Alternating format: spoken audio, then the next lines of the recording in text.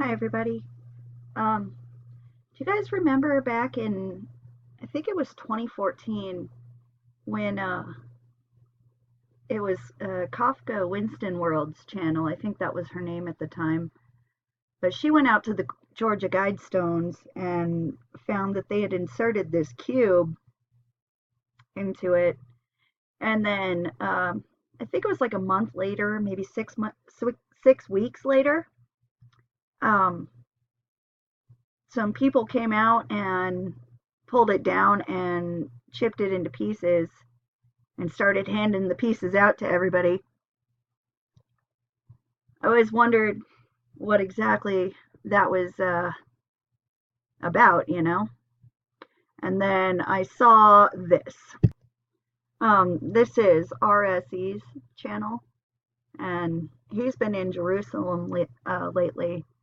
And apparently, they've left a cube where they did that altar sacrifice back during Hanukkah.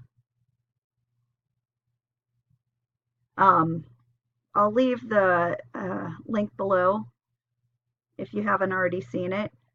Um, Very peculiar.